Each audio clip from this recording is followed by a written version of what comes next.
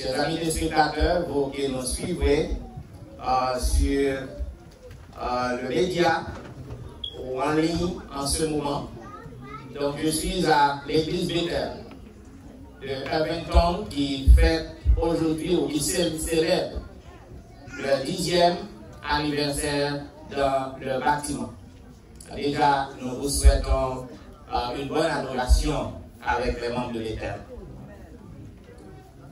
Mes remerciements vont aux membres de la chorale pour avoir exécuté un si beau morceau.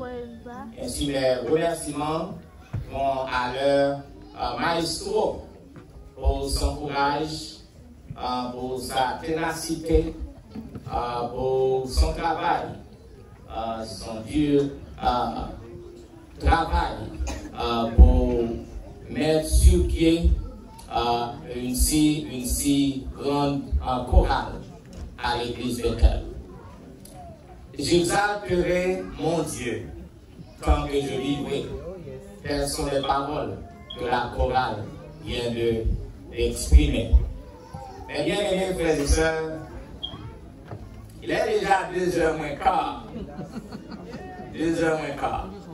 Cependant, on est dans une célébration, n'est-ce pas vrai? Et puisque je suis votre ami, donc je vais faire tout ce qui me dépend pour terminer peut-être dans 15 minutes, 16 minutes. Donc, on va faire tout ça qui dépend de moi. Bien-aimés frères et sœurs, une fois de plus, alors commencez par même lorsque vous commencez à prêcher. Ça, c'est l'introduction. Ce sont les mots bienvenus. J'aimerais saluer à nouveau nos chers amis qui nous visitent. Donc, nous espérons que vous passez un agréable moment et que vous avez adoration, ou une célébration avec nous ici à Bethel.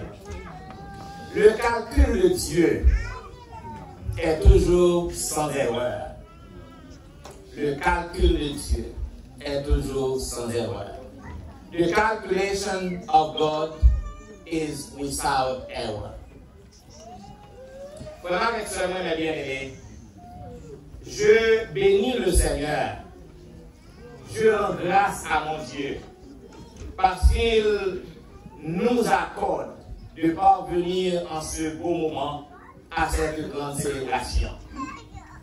Celle de notre 10e anniversaire dans ce bâtiment. Bethel. Bethel en hébreu qui signifie maison de Dieu. Donc, puisque, mes bien-aimés, ou même avec moi, nous faisons partie de la maison de Dieu. Donc, cela signifierait en occurrence, que vous êtes le peuple de Dieu. N'est-ce pas vrai? Si vous faites partie, ou vous êtes dans la maison de Dieu, donc pas aucun doute que c'est peuple bon Dieu que vous y êtes. Vous êtes un peuple merveilleux, un peuple béni, un peuple qui reçoit les bénédictions sans mesure de l'Éternel.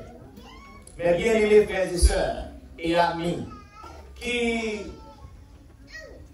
sont là aujourd'hui pour célébrer cette grande fête, je dois vous dire que je me rappelle en ce moment, je me rappelle très bien les premières démarches qui ont été faites ou ont été menées pour avoir ce bâtiment.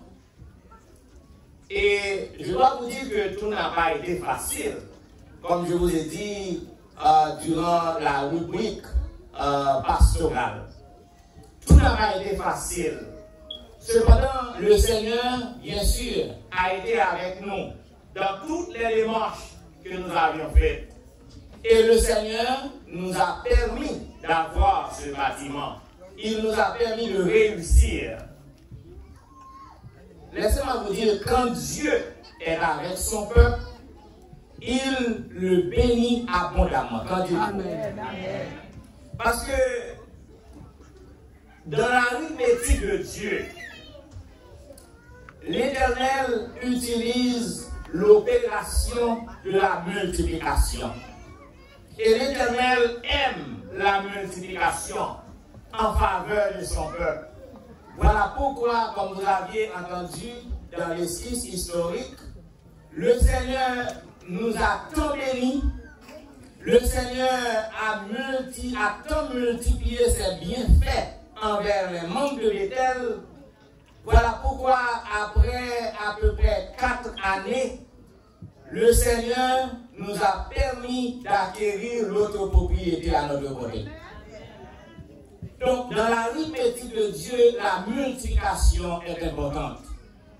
Et je dois vous dire que Dieu a continué à multiplier bienfaits envers l'Église Bethel. Nous avons à l'instant, nous avons une autre église. Une église où l'on adore en anglais au sous-sol. C'est ça qui n'a pas de place à le dire parce que l'église jeune, qui est toujours réunie dans les 7 ans, ils ont travaillé nous là, je dis, pour célébrer avec nous. La fois dernière, quand j'étais au sous-sol, je comptais à peu près environ, capable de dire, 40 jeunes, 40 ou plus, ou une cinquantaine de personnes, de jeunes qui a adoré en bas. Qu'en dites-vous pour cela? Amen. L'église Bethel, bon Dieu a multiplié bien fait. Et le grand objectif que nous avons, peut-être dans 2 ans, au moins, je ne sais pas exactement, nous aurons un nouveau bâtiment de l'autre côté. Amen. Nous travaillons en ce sens. Et l'église des jeunes, moi, prévoit que c'est ici, il y a des propres églises. Pour que Bethel capable de gagner un culte en anglais avec les jeunes, ici dans le bâtiment ça, et le culte habituel, le culte en français, dans le nouveau bâtiment que nous avons espéré. Bien-aimés frères et sœurs, le récit que nous venons de lire, c'est un bagage merveilleux. Voilà pourquoi je m'invite pour toutes les pages libres dans Jean chapitre 6 et je vais relire pour vous-même les versets 1 à 10.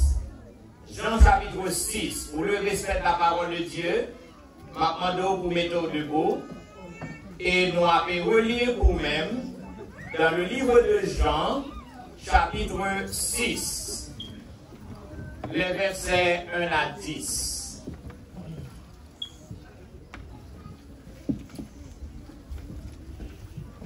Il a dit après cela, Jésus s'en alla de l'autre côté de la mer de Galilée, de Tibériade.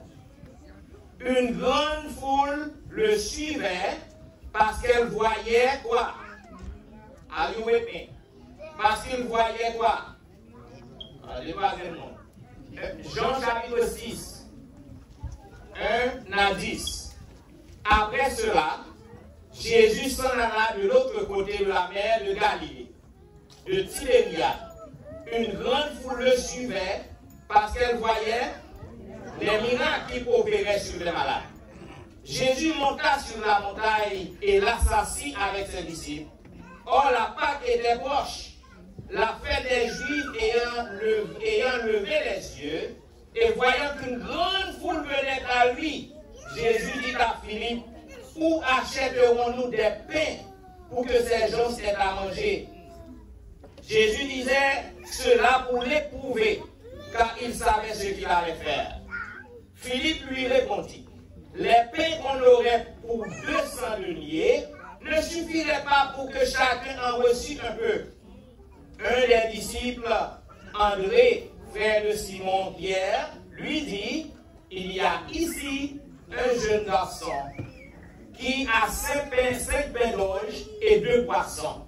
Mais qu'est-ce que cela pour tant de gens? Jésus dit, faites-les asseoir. Il y avait dans ce lieu beaucoup d'êtres. Ils s'assirent donc au nombre d'environ 5000 hommes pour la terre. Dieu des cieux, en ce moment, nous savons, oh Dieu, ce que tu as l'habitude de faire. Nous savons ce que tu peux faire encore. Nous avons soif de t'entendre dans ce midi. Nous apprenons que ton calcul est toujours sans erreur. Nous t'en prions, oh Dieu, de nous inspirer davantage sur ce passage, afin qu'en sortant de ce lieu, nous soyons capables de prendre de nouvelles forces, prendre de nouvelles résolutions, pour que nous laissions faire calcul, parce que calcul, c'est lui-même qui prie. Entendons que prie, au nom de Jésus. Amen. Bien-aimés frères et sœurs, quand on dit ce qu'on a dit calcul, on dit pas combien voilà. Lorsque vous avez tête, lorsque vous avez manipulation, lorsque vous avez utilisé stratégie pour que vous soyez capable de réaliser un plan, pour que vous soyez capable de réaliser un projet, lorsque vous avez économie, pour que vous soyez capable de réaliser un projet, si vous êtes le peuple de Dieu, si vous êtes l'enfant de Dieu, Dieu l'a déjà calculé. Si vous avez des projets devant lui, bon Dieu déjà calculé qui le projet ça va réaliser. Amen. Le calcul de Dieu est toujours sans erreur. The calculation of God is without error. Mes frères et sœurs bien-aimés, ce récit-là, il montre une manifestation, mon Dieu. Au nord de Palestine, 13 km de long et 8 km de largeur et 150 pieds, tu gagné le lac ou la mer de Galilée. La mer de Galilée ou vous aurez la mer de Tibéria. Il y aurait la mer de Tibéria parce que côté que lac Galilée, en mer Galiléenne y existait, c'est que Tibère, c'était un gouverneur qui a commandé toute zone. Donc, par conséquent, il y aurait le mer de Galilée ou mer de Tibéria. Mais bien aimés frères et sœurs, dans l'arithmétique, il y a 4 opérations. 4 opérations aux communes. 4 opérations que tout le monde habitue avec. C'est quoi? L'addition, la multiplication, la soustraction et la division. Cependant, je viens pour me dire que dans l'arithmétique, mon Dieu, calcul ou opération que mon Dieu plus prend plaisir là-dedans, c'est la multiplication. Lorsque le peuple de Dieu lui marchait avec l'Éternel, lorsque le peuple, mon Dieu, lui obéit au commandement de l'Éternel, mon Dieu multipliait. Il multipliait bien, il multipliait famille, il multipliait jardin, il multipliait amis, il fait un pile bagaille pour vous parce que vous avez envie de multiplication. De la Genèse, nous voyons que mon Dieu a ordonné à Adam et Ève pour multiplier. Après le déluge, selon Genèse chapitre 1er, 22, nous avons temps pour que nous lisions. Après le déluge, bon Dieu réitère le même ordre. Il demandait à Noé pour que vous capables de multiplier. Bon Dieu, après Noé, bon Dieu demandait à Abraham pour que vous capables de multiplier. Donc la multiplication est importante, mes bien-aimés, pour le Seigneur. Le calcul, c'est donc une technique liée des opérations. C'est bien une expression qui est capable de voir un pile problème. Lorsque vous faites calcul, ou bien stress, c'est pas ça? C'est pas ça? Lorsque vous avez un projet que vous voulez réaliser, ou vous avez un qui vous pouvez réaliser, vous faites tout genre de calcul, ça est capable de mener stress la caille. Vous faites un pile estimation. Il y a une estimation qui vous fait, vous commettez erreur. C'est pas ça? Vous commettez erreur dans le calcul. L'heure que vous pensez que vous avez réalisé une bagaille, il va réaliser dans le moment. L'heure que vous pensez que vous avez possédé, après 1 an, 2 ans, le calcul a été mal fait. C'est ça? Donc, il y a un calcul bien complètement calculé. Cependant, je suis venu pour vous dire que Dieu n'a pas jamais mal calculé. Bon Dieu n'a pas jamais mal calculé. Vous avez ainsi qu'on remarque dans le récit, il y a un adverbe là-dedans. Adverbe dit après cela. Après cela. Cela veut dire qu'il y a des choses qui étaient faites avant. Après cela. Jésus était fatigué. C'était la période pascale. Connaissez que c'est les fêtes juives qui t'a célébré. Faites-moi, il prend pile semaine, pour ne pas dire mois, pour que faites-moi célébrer. Donc, Jésus, tout côté le passé, foule immense. Et Jésus fatigué. Jésus prend les disciples, il dit, on nous passer de l'autre bord. Parce que Jésus était abattu. Lorsque Jésus arrivait, foule qui si tellement remettait Jésus, il prend à pied. Jésus passait la l'autre bord montagne, il traversait même la l'autre bord montagne, la foule suivait Jésus. Quand on dit ce qu'on a dit, est-ce qu'on prend pour suivre Jésus? Non problème que vous traversez, non détresse pour rien, manger ou pas qu'à manger bien, bon travail ou pas qu'à joindre. Est-ce que vous prenez du temps pour suivre Jésus côté le passé? La foule suivait Jésus. Et le récit nous dit, lorsque la foule suit Jésus, Jésus n'a pas le choix. Maintenant, il aurait été là. Il aura appelé tout bon discours que Jésus a fait. Et le récit nous dit que Jésus-Christ gardait la foule. Il eut de compassion. Foule depuis le matin, il va suivre Jésus. Jésus-Christ dit, qu'on y a là, l'île, pour que nous soyons capables de foule manger. Cependant, c'était une chose impossible. Il invite nous mort de l'école. Nous mort deux bagages importants dans le récit. C'est un bagage impossible pour que Jésus nourrit toute foule qui est là. Pas de boutique qui est prêt. Pas de magasin qui est prêt. Pas de fruits market qui est prêt. Pas de la store qui est prêt. Jésus lui posait une question à Philippe. Jésus dit, Philippe, il faut que nous baillions manger. Et Philippe lui répond, il dit, mais maître, si on bagage qui est impossible, pas de boutique prêt, pas de fruits market, pas de la store, pas de famille dollar. How are we going to feed this crowd? It's impossible. Et c'est ainsi qu'un autre disciple, le récit nous dit que Jésus lui dit Philippe ça pour le capable de tester Philippe, pour le capable d'éprouver Philippe. Parce que, qui raison? C'est parce que les disciples, ils ont passé 3 ans et demi à marcher avec Jésus, ils ont aimé avec le Christ fait. Jésus est dans la dernière phase. Maintenant, Jésus demandait pour qu'il prenne son peuple. Et nous voyons que Philippe lui dit qu'il est impossible. L'autre disciple, André, lui dit, maître, il y a un petit garçon dans l'assemblée. Vous connaissez André dépassé. Est-ce que c'est Judas?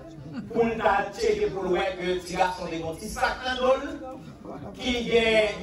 qui a 5 pains à 2 petits poissons.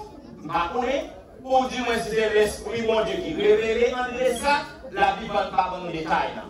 Ok? André dit, maître, il y a un petit garçon qui avait 5 pains et 2 poissons. Cependant, maître, lui, on bagaille qui cap dur pour nous bailler tout le monde manger. Il motive à tout petit, mais il manquait toujours parce qu'il doutait. Il dit, est-ce que 5 pains à 2 poissons capables tout pour nous manger?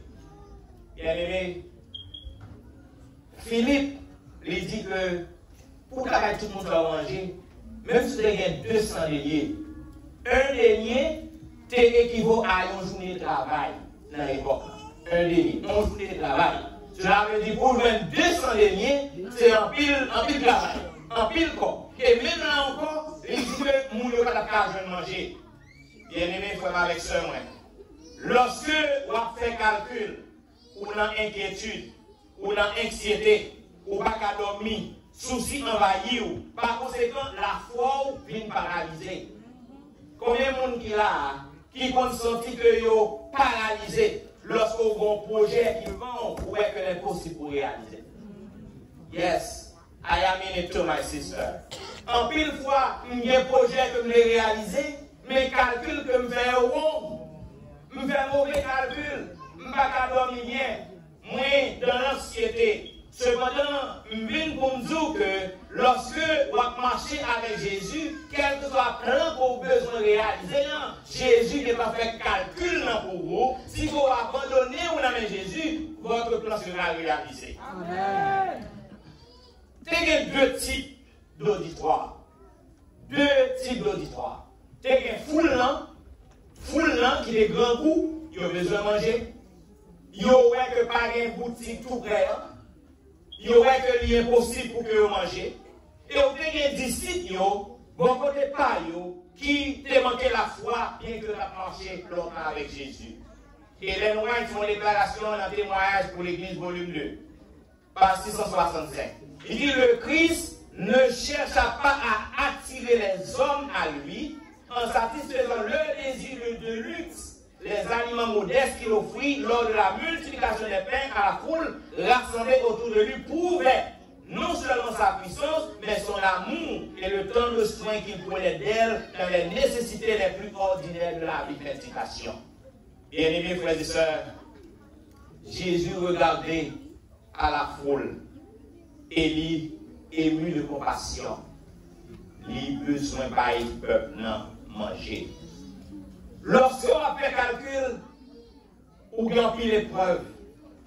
Lorsque on calcule ou fait face à des épreuves, c'est ça qu'il y a deux écoles, notez bien. L'école de Philippe et l'école d'André. Gardez-nous qui se voit dans quelle école où il est aujourd'hui là.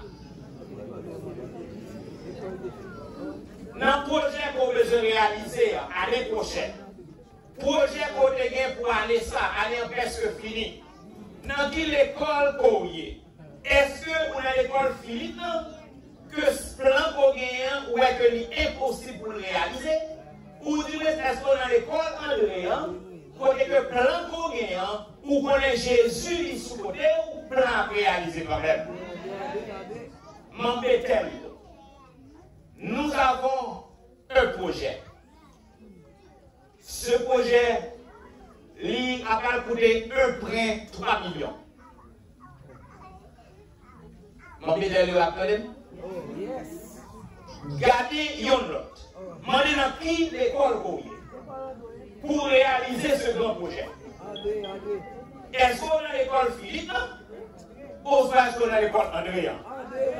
Je suis venu pour vous dire que moi, je suis un professeur dans l'école d'André.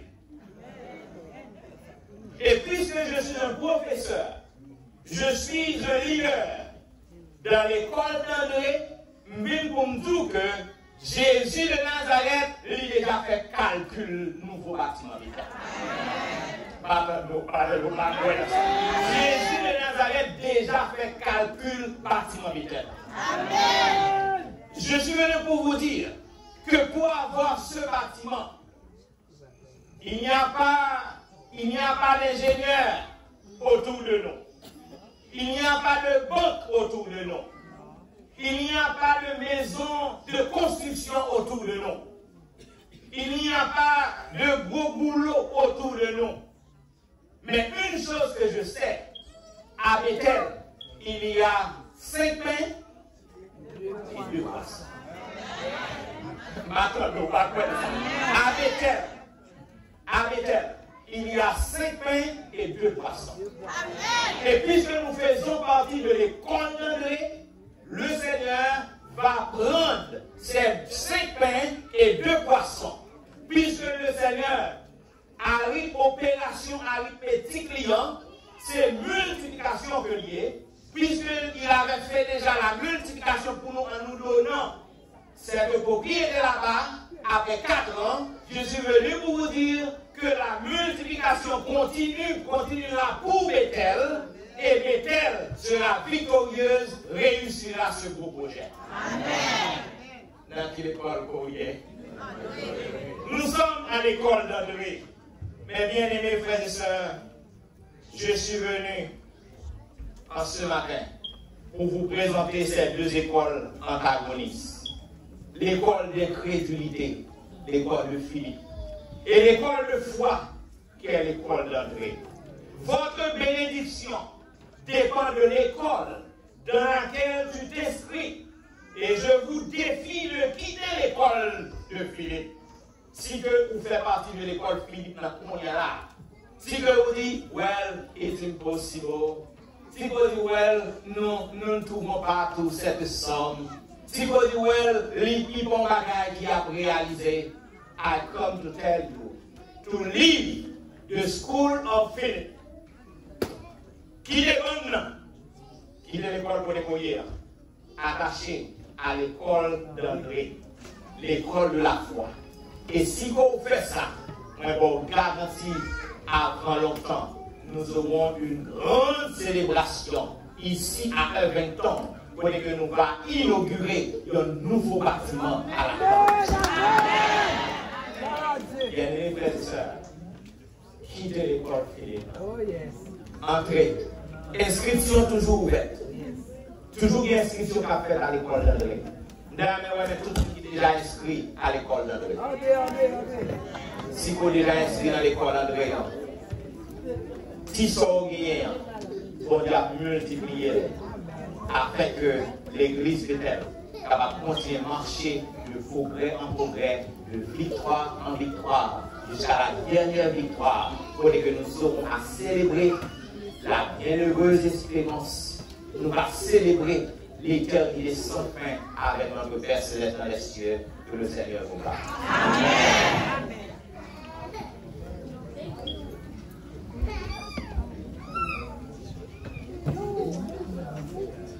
Chers frères et sœurs, nous sommes contents. Et dans ce salamage, nous sommes tous contents ensemble avec vous. Amen. Nous connaissons de continuer à adorer avec vous. Nous sommes l'église dans la zone. Nous sommes contents avec vous. Nous sommes visiteurs de Madjamko. Nous sommes contents aujourd'hui. Amen.